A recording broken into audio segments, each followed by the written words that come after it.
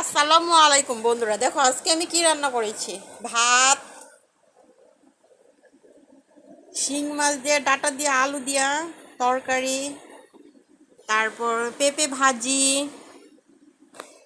তারপর হচ্ছে তোমার পুঁই শাক দিয়ে আলু দিয়ে শিং মাছ ঝোল করেছি। এগুলো হচ্ছে আমাদের রাতের খাবার। তোমাদের যদি ভালো লাগে লাইক কমেন্ট করো প্লিজ, দয়া করে।